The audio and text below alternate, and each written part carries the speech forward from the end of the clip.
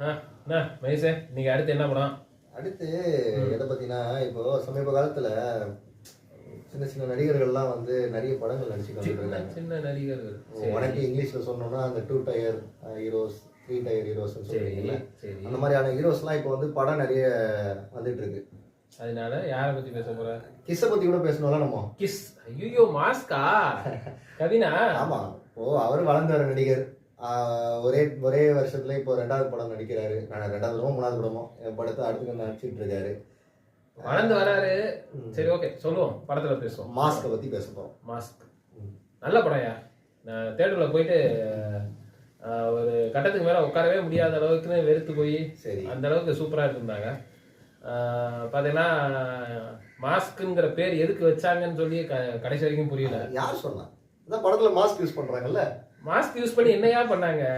இப்ப ஒரு bank hijack பண்ணுவாங்க, ஒரு ஃபிளைட்டை ஹைஜாக் பண்ணுவாங்க, இல்ல ஒரு இந்த மணி ஹிஸ்ட் அது மாதிரி கான்செப்ட்லாம் கொண்டு வந்திருக்காங்க. சரி, ஆனா பேங்க் அந்த மாதிரிலாம் இல்லாம சூப்பர் மார்க்கெட்டை போய் ஹைஜாக் பண்ணியிருக்காங்க. எதுக்கு ஹைஜாக் பண்ணாங்கன்னே தெரியல. கடைசி பார்த்தா அந்த காசு கூட அதுல சூப்பர் மார்க்கெட்ல காசு இருக்குன்னாங்க. அந்த காசு கூட வெளியே தான் இருக்கு. எதுக்கு சூப்பர் மார்க்கெட்டை ஹைஜாக் பண்ணி எல்லாரையும் உள்ள உட்கார வச்சு என்னென்னமோ பண்ணி மாஸ்க் எல்லாம் போட்டு ராதாரவி மாஸ்க். உங்ககிட்ட இருக்க கெட்ட பழக்கம் என்ன தெரியுமா சுபாஷ்? என்ன? படத்தை ஆரம்பிக்கும் போது முடிச்சிருவேன். அப்படி போவாத, கொஞ்சம் கொஞ்சமா போ. கொஞ்சம் கொஞ்சமா? ஆமா, நீ ஏன் போ. சரி, அதான் படத்துல வந்து கவின் நடிச்சிருக்காப்ல. கூட வந்து ஆண்ட்ரியாவும் நடிச்சிருக்காங்க. இதுல ஆண்ட்ரியா வந்து வில்லி ரோல்ல நடிச்சிருக்காங்க. வில்லி ரோல் வந்து படையப்பா நீலாம்பரி ரேஞ்சுக்கு நடிச்சிருக்காங்க. சாரி எல்லாம் கட்டி அந்த மாதிரி தான் காமிச்சாங்க. ஆனா அந்த மாதிரி இருந்தாங்களான்னு சொல்றது நீங்களே பார்த்துட்டு சொல்லுங்க, எங்களுக்கு சொல்ல தெரியல. மேகிருஷ்ணன் ரேஞ்சுக்கெல்லாம் போக முடியாது. பட் இதுல அவங்களுடைய பார்ட் என்னன்னா ஒரு நெகட்டிவ் ரோல்ல நடிச்சிருக்காங்க. இங்க இந்த காசை வச்சு ஸ்கேம் பண்றாங்க இல்லையா, அந்த ஒரு ஹீரோயின் வந்தாங்க, அவங்க மறந்துட்டேன். ஃபர்ஸ்ட் ஹாஃப்ல ஒரு ஹீரோயின் வருவாங்க. பேர் என்னங்க? பேரு தெரியாது. அந்த கவின் லவ் பண்ணுவார்ல, அது லவ்லாம் பண்ண மாட்டாரு. அது வந்து அஃபேர். என்னன்னா இந்த படத்துல வந்து கவினுக்கு வந்து கல்யாணம் ஆயிடும்.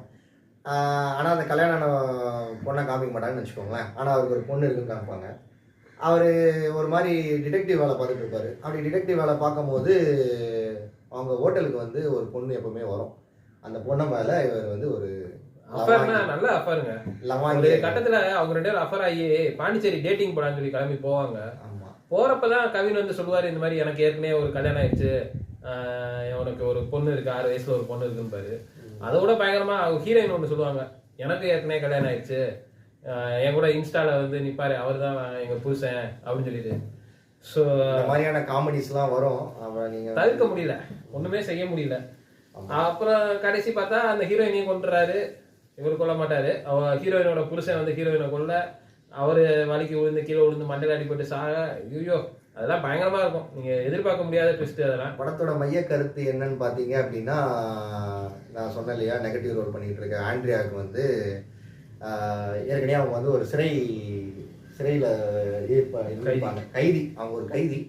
அந்த கைதியா இருக்கும் போது ஒரு அப்போ இருக்கிற ஒரு வளர்ந்து வந்த ஒரு சிஎம்ஓ மினிஸ்டர், அந்த மினிஸ்டர் வந்து அந்த மினிஸ்டர் மூலியமா இவங்க வெளியில வந்துடலாம் அப்படின்னு சொல்லி ஒரு ஆரம்பிக்கும் ஒரு கதை. அந்த கதை ஆரம்பிக்கும் போது அவங்க மூலியமா வந்த ஒரு அமௌண்ட், அது ஒரு 447 கோடி இருக்கும்னு நினைக்கிறேங்க. அந்த 447 கோடியை தான் வந்து அந்த சூப்பர் மார்க்கெட்ல இருக்குன்னு சொல்லி அடிச்சிருவாங்க அங்க இருந்து. அதை அடிச்சது யாருன்னு உள்ள போய் பாத்தீங்கன்னா சொல்லுங்க. அது அந்த எம்எல்ஏ வந்து அதுக்கு முன்னாடி ஒரு பிசினஸ் பண்ணியிருப்பாரு, ரியல் எஸ்டேட் பிசினஸ்.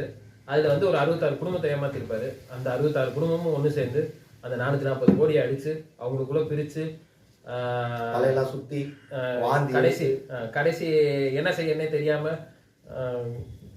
இவர் கவின் போய் அதுல போய் எப்படி மாட்டினாரு, அதுல இருந்து இவங்களை எப்படி காப்பாத்தினாரு, அந்த 66 குடும்பத்தை எப்படி காப்பாத்தினாரு அப்படிங்கிறத சொல்லணும்னு அவங்க ட்ரை பண்ணாங்க. ஆனா சொன்ன விதம்னா நமக்கு தலை சுத்தி பயங்கரமா எஃபெக்டா இருந்துச்சு. மிகப்பெரிய ட்விஸ்ட் இதுல என்னன்னா, ஹீரோ கல்யாணம் ஆயிடுச்சுன்னு சொன்னோம் இல்லையா, கல்யாணம் ஆன அந்த பொண்ணோட அப்பா வந்து சார்லி, பழைய ஆக்டர் தெரியும்ல உங்களுக்கு. அவர் வந்து ஃபர்ஸ்ட் எல்லாம் டம்மியா தான் காமிச்சிட்டு இருந்தாங்க. லாஸ்டா கிளைமேக்ஸ்ல அவர் வந்து ரொம்ப மாசா காமிச்சிருந்தாங்க. மாசா காமிக்கணும்னு ட்ரை பண்ணியிருந்தாங்க. ஆனா அந்த அளவுக்கு மாசா இருந்துச்சான்னா கொஞ்சம் கம்மி தான். வேற இன்னும் கொஞ்சம் ட்ரை பண்ணியிருந்துருக்கலாம். அவர் ஒரு ஒரு ஃபேக்டரி வச்சு ரன் பண்ணிட்டு இருப்பாரு. அந்த ஃபேக்டரியில வந்து இவரா துப்பாக்கி தயாரிப்பாராம். லேத்துல வந்து துப்பாக்கி இவரா தயாரிப்பாரு. அதை வச்சு இவங்க போய் ராபரிக்கு போவாங்க. அதுக்கப்புறம் பார்த்தா லாஸ்ட்ல கிளைமேக்ஸ் ஃபைட்ல வந்து பயங்கரமா ஷூட் பண்ணுவாங்க. அதெல்லாம் கொஞ்சம் எல்லாம் படத்துல அவாய்ட் பண்ணிருக்காங்க. படத்துல ஒரு சிங்க் இல்லை, அது சும்மா அப்படியே போகணுன்றதுக்காக போயிருக்கு. அதே மாதிரி சின்ன சின்ன ரோல் பண்ண ஆளுங்கெல்லாம் நல்லா பண்ணியிருக்காங்க. பேட்டரின்னு ஒருத்தர் பண்ணியிருப்பாரு, அவர் ஆல்ரெடி ஒரு படத்துல நடிச்சிருக்காரு. அவர் அவரோட பங்கை நல்லா கொடுத்துட்டு போயிருக்காரு.